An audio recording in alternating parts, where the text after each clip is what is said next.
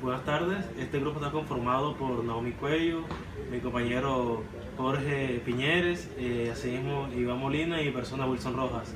El tema de este video es hidrocarburos ligeros para la prospección de petróleo y gas. En toda búsqueda de hidrocarburos parte de unos supuestos básicos, de unas premisas que se contemplan como verdaderas para la correcta búsqueda o el enfoque correcto de la búsqueda de estos hidrocarburos. En este caso, en lo que corresponde a hidrocarburos para la prospección de petróleo y gas, se parte de unos supuestos que básicamente parten de cómo migra estos hidrocarburos desde el lugar donde se encuentran hasta llegar a la superficie para poder ser localizados.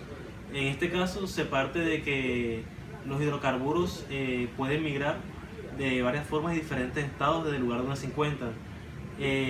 A través de estudios que se han hecho desde 1966, Matthews dice que estos hidrocarburos migran de una manera y asimismo de un porcentaje diferente en cada lugar del mundo. Entonces puede variar la forma y el porcentaje en sí mismo, la redundancia, de cómo llegan estos hidrocarburos. Entonces, pudiendo ser este transporte a través de la difusión o efusión. Sin embargo, es importante aclarar que la tectónica de la zona es muy importante, porque a través de la tectónica de las fallas y fracturas es que se pueden llegar a estos hidrocarburos a través de las grietas. Entonces, el transporte por efusión básicamente se basa en esta premisa tectónica, de que a través de las fracturas y las fallas es que los hidrocarburos llegan, y este ha sido el medio de transporte que se dice que es el más común en la Tierra. Asimismo se ha demostrado, los rusos demostraron que a través de pozos que ellos hicieron, que cuando existe tectónica activa en una zona, aumenta el porcentaje de hidrocarburos en esa zona. Entonces es más fácil localizarlo cuando hay una tectónica activa, ya que hay un movimiento interno y ellos pueden escapar más fácilmente hacia la superficie. Asimismo existe el transporte por difusión. ¿En qué se basa este? Se basa en que básicamente a través de la difusión el petróleo se almacena en lugares donde antiguamente no se encontraba, y el tiempo que debe transcurrir para que este petróleo se adhiera, por decirlo de alguna forma, a este yacimiento puede ser mayor a la antigüedad de la roca caja. Así que a partir de estos métodos es que se puede hablar de unos supuestos de los cuales parten todos los métodos que hablarán mis compañeros a continuación. Factores que influyen en el flujo de hidrocarburos cercano a la superficie. El flujo de hidrocarburos cerca de la superficie varía de acuerdo con el suministro de hidrocarburos y si las condiciones químicas y biológicas locales favorecen a su conservación o descomposición. Además, las magnitudes de hidrocarburos en cualquier ubicación dada varían con el tiempo debido al desplazamiento por el viento, la lluvia y el bombeo barométrico. La actividad microbiana, en una revisión muy extensa según Price en 1985, sugirió que la actividad bacteriana superficial puede destruir por completo los gases en una microcepa. Que este no es el caso típico, ha ido demostrando por una extensa investigación sobre el macrocep y microcep, según Jones en 1984. Sin embargo, la actividad bacteriana probablemente contribuya a la apariencia ruidosa de la filtración del gas del suelo. El bombeo barométrico se ha demostrado en un ejemplo de flujo de gas relacionado con el bombeo barométrico en un yacimiento subterráneo de almacenamiento de propano. Esta caverna minada tiene unos 60 metros y aproximadamente 200 pies de profundidad. Para observar el flujo de gas relacionado con los fenómenos atmosféricos, se enterraron láminas plásticas de tierra de aproximadamente 1,5 por 1,5 metros de alto y de ancho. Eso sería 5 por 5 pies aproximadamente a lo largo de sus bordes para contener cualquier flujo de gas. La variación con la lluvia se muestra como barras verticales. Una anomalía de filtración muy grande se muestra por la línea punteada en el borde derecho de la primera barra. La lluvia probablemente la desplazó el gas en el suelo y lo hizo subir por debajo de la chapa del suelo. Sin embargo, El mismo efecto no se repite cada vez que llueve. Alrededor del 19, 20, 21 y 22 días del mes se observaron cambios barométricos muy pequeños. Sin embargo, los mínimos barométricos pequeños tienen aumento de flujo de gas claramente expresado. Por lo tanto, la caída de la presión barométrica conduce a un flujo de gas que escapa a la atmósfera. A continuación hablaremos sobre los métodos de muestreo y medición. Existe una variedad de métodos de recolección de muestras y análisis de hidrocarburos que se utilizan en estudios geoquímicos para los depósitos de petróleo y gas. En el caso del gas libre, las muestras se recogen en la atmósfera o más habitualmente en el suelo. Para el suelo de gas consolidado o roca se recoge y el gas se libera por uno de varios métodos en la práctica. Sin embargo, rara vez es posible determinar únicamente el gas libre o el gas exclusivamente unido. Las técnicas atmosféricas, estas determinan la detección de hidrocarburos sobre la superficie del suelo. Ofrecen ventajas obvias como el muestreo continuo, sin requisitos de permiso, acceso en entornos agresivos y hostiles, grandes áreas cubiertas rápidamente. Un inconveniente es que la mezcla difusora y convectiva en la atmósfera disminuye la intensidad de la señal con la distancia desde el sedimento o la superficie del suelo. Sin embargo, la capacidad de detectar gases en la atmósfera ha experimentado desarrollos significativos en los últimos 10 y 15 años. La investigación ha resultado en el desarrollo de enfoques basados en energía de microondas, formas láseres, infrarrojos e hidrocarburos absorbidos en aerosoles llevados a la atmósfera por térmicas. El enfoque de microondas ha sido desarrollado por Owen en 1972, Gourmet en 1979 y Thomson en 1981.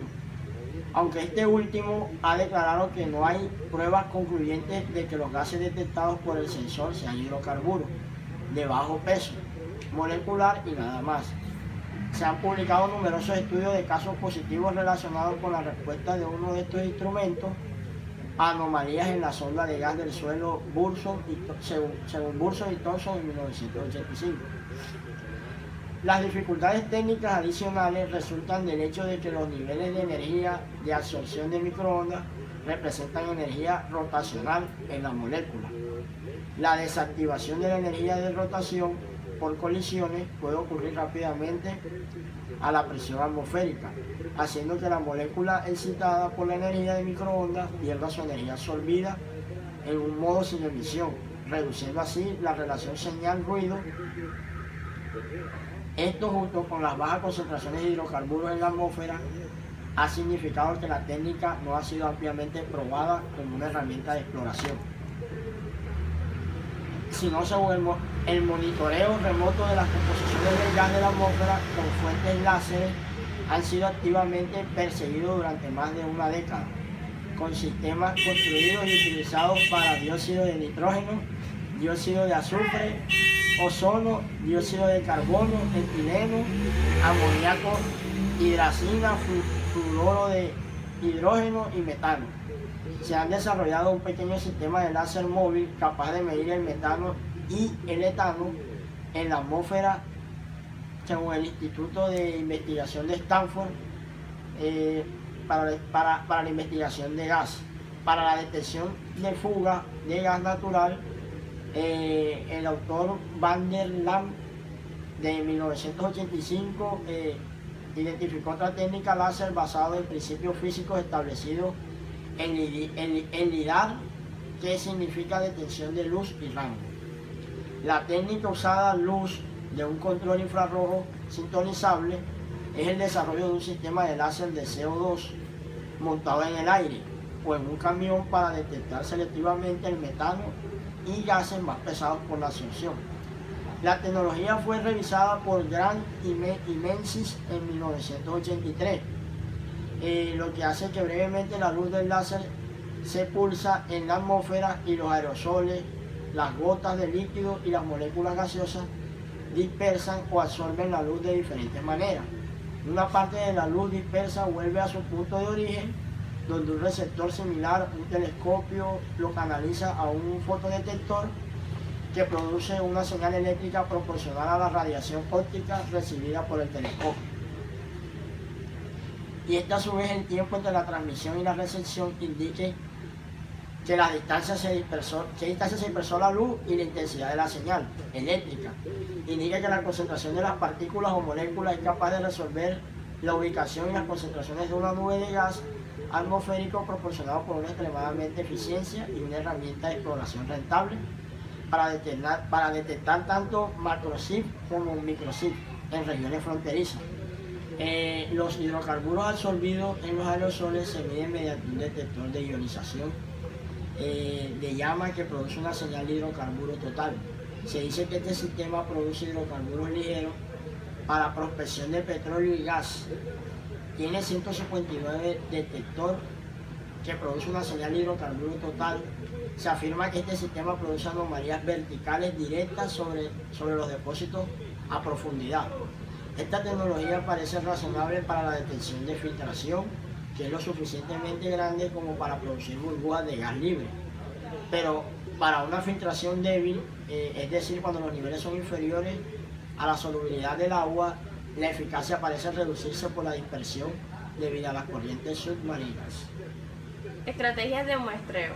Los patrones espaciales de la composición y concentración de hidrocarburos cerca de la superficie son factores primordiales a la hora de interpretar los resultados de la encuesta. Los resultados de una encuesta mal diseñada o no controlada pueden ser difíciles o imposibles de interpretar y pueden conducir a una evaluación completamente errónea del potencial de hidrocarburos de un área. Una cuadrícula con espaciamiento incorrecto o con espaciamiento de muestra superior del tamaño objetivo puede dar como resultado solo la evaluación más superficial del potencial, con áreas anómalas que aparecen como anomalías localizadas de punto único. La distribución de los sitios de muestra en una encuesta geoquímica se rige en gran medida por el propósito y el presupuesto de la encuesta. Para las encuestas regionales, una densidad de muestreo de una muestra es más o menos de 2 a 5 kilómetros cuadrados para ser más o menos adecuada.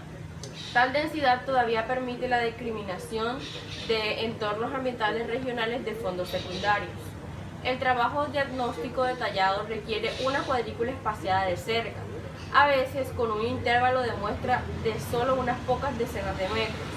El muestreo regional generalmente se realiza utilizando una cuadrícula modificada, porque una cuadrícula regular en la que se toman muestras en las intersecciones de una línea recta no minimiza el costo ni maximiza la información.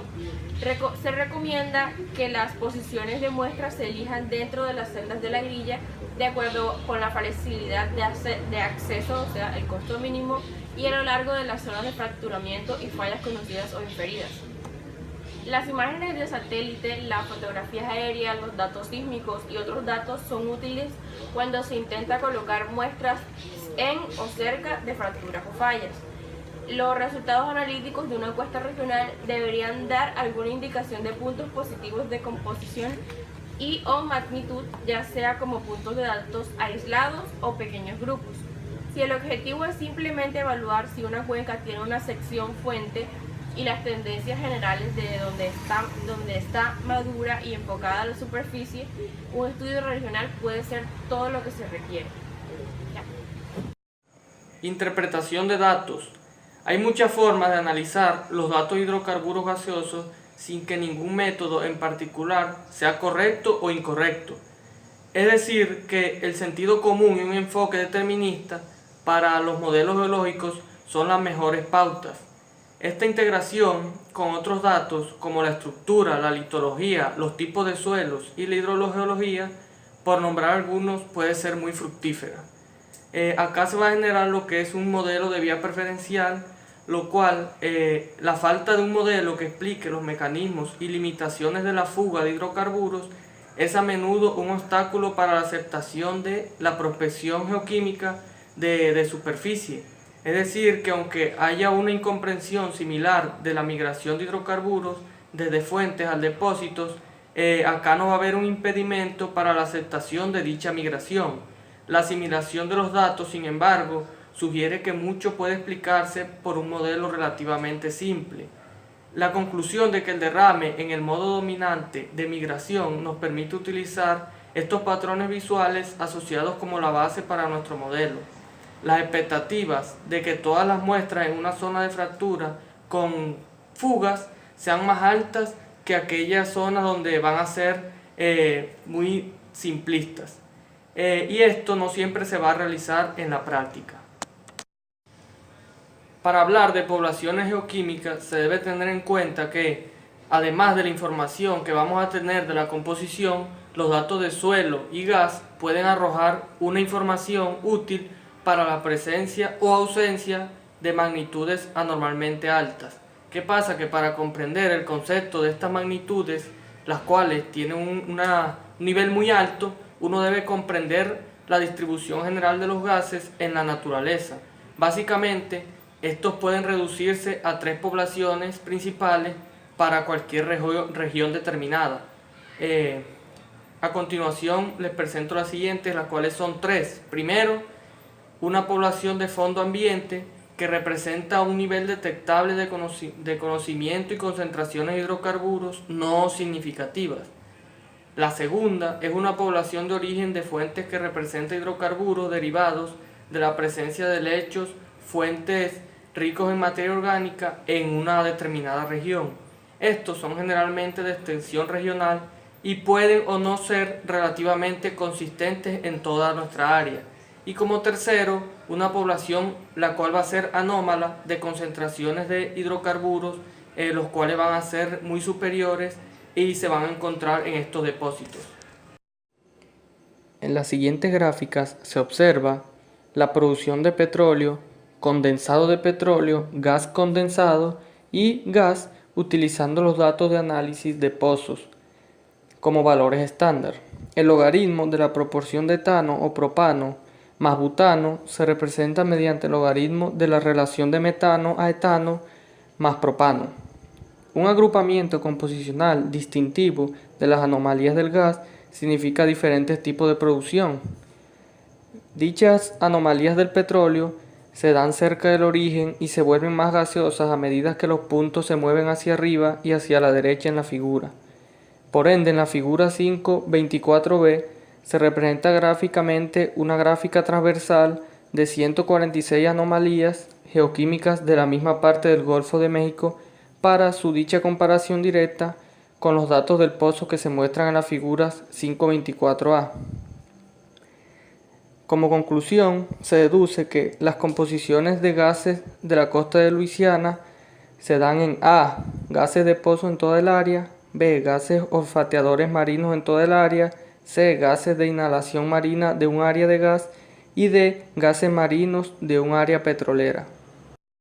En la historia han ocurrido numerosos casos que ilustran la relación de filtraciones superficiales a su producción dichamente asociada.